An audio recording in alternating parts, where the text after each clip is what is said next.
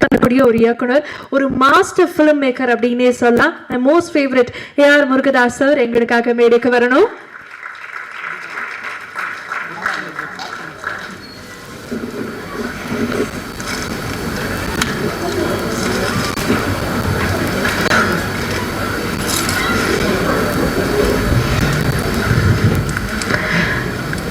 Murugadas sir, thank you very much for joining. Truly எங்களுடைய பெரிய பாக்கியம் இது. மீண்டும் உங்களுக்கு ஒரு பெரிய நன்றி.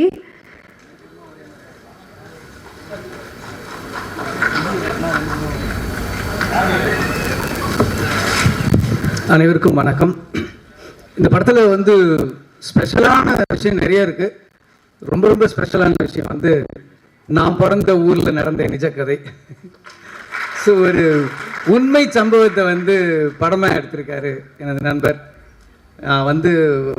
விஜய் ஆண்டனி சாருக்கு வாழ்த்துக்களும் நன்றியும் சொல்லணும் சார். இந்த மாதிரி ஒரு கதையை, ரொம்ப கஷ்டமான கதை, எப்படி இருந்தாலும் இதை ஒரு ஸ்க்ரீன் பிளே பண்ணி எப்படி ஜனங்க பார்க்குற அளவுக்கு பண்ணாங்க. எனக்கே ஆச்சரியமாக இருந்தது. அதுவும் படம் கிளைமேக்ஸ் போகும்போதெல்லாம் எங்கேயாவது ஏதாவது பண்ணிடுவாருன்னு கோபமாக வேறு இருந்தது. நல்ல வேலை, ரொம்ப பிரமாதமாக பண்ணிட்டாரு. ஸோ அந்த பதட்டம் ஒன்று இருந்துட்டு இருந்துச்சு அந்த கிளைமேக்ஸ் போகும்போது. ரொம்ப நல்லா பண்ணியிருக்கீங்க சார். இங்கே நிறைய பேர் சொன்னார், நிறைய மியூசிக் டைரக்டர் இன்ட்ரடியூஸ் பண்ணியிருக்காருன்னு சொல்லி. விஜய் ஆண்டனி சார் இன்ட்ரடியூஸ் பண்ணும்போது நான் இப்போ அவர் கூட இருக்கேன். நாங்கள் ஆரம்பத்துலேருந்தே கூட இருக்கேன். உங்களை இன்ட்ரடியூஸ் பண்ணதுனால அந்த படத்தில் ஒரு பெரிய ஹீரோவே அவர் இழந்திருக்காரு. இது நிறைய பேருக்கு தெரியாது. அந்த ஹீரோ வச்சு அவர் பண்ணியிருந்தாருன்னா அவர் ரூட் வேறு மாதிரி போயிருக்கும். இப்போவும் இல்லை, இப்போவும் சூப்பர் தான். பட் சொல்கிறேன், ஒரு மியூசிக் டைரக்டரை இன்ட்ரடியூஸ் பண்ணணும், ஒரு டெக்னீஷியன் இன்ட்ரடியூஸ் பண்ணணும்னு நினச்சா அதுக்கு எதிராக யார் இருந்தாலும் அனுமதிக்க மாட்டார். அது ஹீரோவாக இருந்தாலும் சரி. அந்த மாதிரி ஆள் சசி சார். ஸோ அந்த படத்தில் நிறைய பேர் நல்லா பண்ணியிருந்தாங்க. அதில் அந்த சன்னா நடித்த கேரக்டர், அவங்களுக்கு பேரப் பண்ண 2 பேர் எல்லாமே ரொம்ப நல்லா பண்ணியிருந்தீங்க. முக்கியமாக சுவாசிகா மேம் அவுட்ஸ்டாண்டிங். எனக்கு பால்மகேந்திரா சார் ஃபிலிமில் ஷோபா மேம் பார்க்குற மாதிரி தெரிஞ்சுது. நான் ஏற்கனவே இந்த சாங்கை பார்த்ததுக்கப்புறம் போய் தியேட்டரில் போய் படம் பார்த்துட்டு இப்போ மறுபடியும் பார்க்கும்போது அவங்க சின்ன ரியாக்ஷனுக்குலாம் எனக்கு இப்போ கனெக்ட் பண்ணுது. அடடே, எவ்வளோ பர்ஃபார்மன்ஸ் பண்ணியிருக்காங்க. ஒரு என்ன சொல்கிறது, ஒரு அவமானத்தை, ஒரு பெயினை, அதில் வெரைட்டி ஆஃப் பெயின்ஸை அவ்வளோ அழகாக காட்டியிருக்காங்க. எனக்கு தெரிஞ்சு இந்த வருஷம் ராதிகா மேம்க்கும் உங்களுக்கு தான் காம்படிஷன் இருக்கும். ஸோ அந்தளவுக்கு ரொம்ப பிரமாதமாக பண்ணியிருக்காங்க. நிறைய சசி சாரை பற்றி சொல்லணும்னா, எனக்கு முன்னாடி அவர் டைரக்டர் ஆகிட்டார். நாங்கள் எடிட்டிங் அசிஸ்டண்டில் நான் துரை, லிங்குசாமி, நாங்கள்லாம் அப்போவே ஃப்ரெண்டு. எனக்கு முன்னாடி ஒரு டைரக்டர் ஆகிட்டார், எனக்கு சீனியரு. ஸோ ஒரு நாள் நான் இவர்கிட்ட சொன்னேன், சசி நான் புதுசாக படம் ட்ரை பண்ணலான்னு இருக்கேன் அப்படின்னு. அப்போ நான் அசிஸ்டன்ட் டைரக்டர். சரின்னு சொல்லிட்டு ஆல் தி பெஸ்ட் அப்படின்னு சொல்லிட்டு போயிட்டார். இவர் ஸ்டாண்ட்லேயும் போனாங்க. போய் கொஞ்சம் தூரம் வண்டி நிறுத்தினார், ஸ்கூட்டரை நிறுத்திட்டு என்னை கூப்பிட்டாரு. கிட்ட போனோடனே என்கிட்ட சொன்னார், வேலையை விட்டுட்டு டைரக்ஷன் சான்ஸ் தேடுற, பணத்துக்கு கஷ்டப்படுறாத, பசியோடு மட்டும் இருந்துடாத. ஸோ எப்போ உனக்கு பிரச்சனைனாலும் எனக்கு ஒரு ஃபோன் பண்ணு, நேரில் பாரு, நான் பண உதவி பண்ணுறேன் அப்படின்னு சொன்னார். ஸோ எனக்கு அந்த டைமில் ஒரு சந்தோஷம் இருக்கும் தெரியுமா. நமக்கு நம்ம ஹெல்ப் பண்ணுறோமோ இல்லையோ, ஹெல்ப் கேட்குற மாதிரி ஒரு சுச்சுவேஷன் வருதோ இல்லையோ, ஆனால் ஒருத்தர் நமக்கு பட்னியாக விட்டுற மாட்டார், பசியோட விட்டுற மாட்டாருன்னு ஒரு ஆள் இருக்காருன்னு போது ஒரு தைரியம் வரும். பார்த்தீங்களா, நம்ம கூப்பிட்டா கடவுள் வந்துருவாருன்னா நம்ம கூப்பிட தேவையில்லை, ஆனால் ஒரு சந்தோஷம் இருக்குல்ல. நம்ம முதல்வரோட ஃபோன் நம்பர் நம்மகிட்ட இருக்குன்னா அதில் ஒரு தைரியம் இருக்குல்ல, அடடே அப்படின்னு ஒன்று இருக்குல்ல, நம்ம கூப்பிட்றோமோ இல்லையோ. அந்த மாதிரி ஒரு சந்தோஷம் எனக்கு அந்த ஸ்ட்ரகிளிங் பீரியடில் எனக்கு கிடச்சிது. அதே மாதிரி இன்னொரு இன்சிடென்ட்டு, என்னோட ஃபஸ்ட்டு படம் தீனா ஸ்டார்ட் பண்ணப்போ எனக்கு கொஞ்சம் ஃபஸ்ட்டு படம்ன்ற மாதிரி சில குழப்பங்கள் இருந்தது. கரெக்டாக வருமான்ற பயம் இருந்தது. அந்த பயத்தில் 2 நாள் ஷூட் பண்ணிவிட்டு இந்த படத்தை விட்டுறலான்னு நான் முடிவு பண்ணியிருந்தேன். அதில் மனசில் ஒரே குழப்பத்தில் இருந்தப்போ ஒரு ரிசப்ஷனில் என்னோட லக்கு நான் சசியை பார்த்தேன். ஆல் தி பெஸ்ட், தேங்க்யூ, நீ சூப்பராக கங்க்ராட்ஸ் அப்படின்னு என்ன சொன்னார். நான் தனியாக கூப்பிட்டு போயிட்டு, இல்லைங்க படம் நடக்காது அப்படின்னு. என்னாச்சு என்னன்னு எனக்கு இது மாதிரி சில இதெல்லாம் விஷயங்கள் எனக்கு கம்ஃபர்ட்டாக இல்லை, எனக்கு என்ன பண்ணுறேன்னு தெரியலன்னு. அதுக்கப்புறம் தான் இவர் என்னை ஒரு செவுத்து பக்கம் கூப்பிட்டு போயிட்டு சொன்னார், இந்த பாரு படத்தை வேணான்னு சொல்லி வெளியில் வந்துட்டா அதுவே ஃப்ளாப்புக்கு சமம், போராடு. எல்லா சீனும் நம்ம நினச்சிட்டு இருப்போம் 100% வரலைன்னாலும் ஒரு 80 70 வந்துட்டாவே அது ஆடியன்ஸுக்கு 100% இருக்கும்னு சொல்லி அவர் நம்பிக்கை கொடுத்தோன்னே மறுநாள்லேருந்து அந்த படத்தை பண்ணணும்னு நான் முடிவு பண்ணதுக்கு முக்கியமான காரணம் என் நண்பன் சசிதான். இந்த படத்தை ரொம்ப நல்லா பண்ணியிருக்காரு. பிரமாதமாக வந்து நிறைய விஷயங்கள் இருக்குது. நான் வந்து இதை பாராட்டணும்னா இதோட கதையை சொல்லிவிட்டேன். நான் கூட நினச்சேன் சரண் சார் வந்து கதையே சொல்லிடுவாரோ அப்படின்னு சொல்லி நினச்சிக்கிட்டு இருந்தேன். அதனால் இதை வந்து படத்தை பார்த்துட்ட பிறகு நம்ம பேசினா இன்னும் நிறைய இருக்கும்.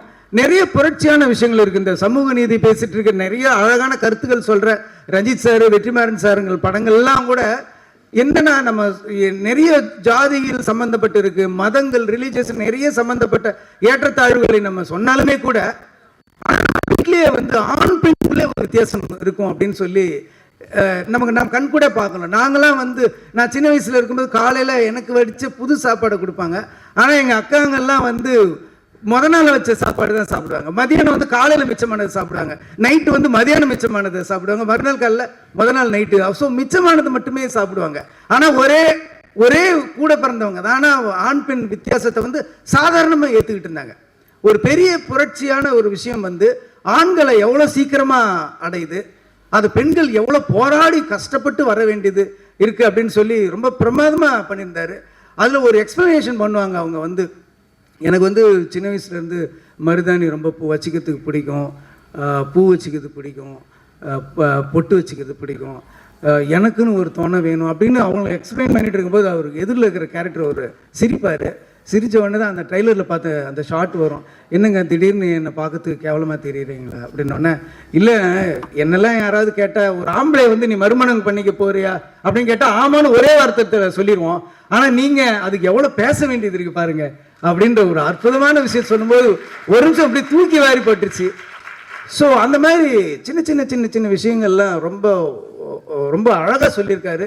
எப்பயுமே சசி சாரோட படத்துக்கும் சரி அவரோட டைலாக்ஸுக்கும் சரி நான் மிகப்பெரிய ஃபேன். ஸோ இந்த படமும் கண்டிப்பாக போய் பாருங்கள். எனக்கு மனசுக்கு ரொம்ப நெருக்கமான படம், உங்களுக்கும் பிடிக்கும் நான் நம்புகிறேன். நன்றி, வணக்கம். முருகதாஸ் சார் ரொம்ப ரொம்ப நன்றி.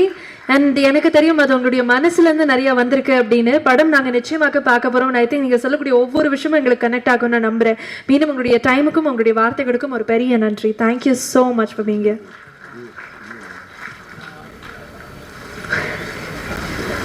அடுத்து ஒரு ஃபிலிம் மேக்கர் அப்படின்னே சொல்லலாம். கமர்ஷியல் சினிமாவை ரீடிஃபைன் பண்ண ஒரு நபர் தன்னுடைய யூனிக் ஸ்டோரி டெல்லிங் மூலமாக. I would like to have the one and only Karthik Subbaraj அவர்கள்.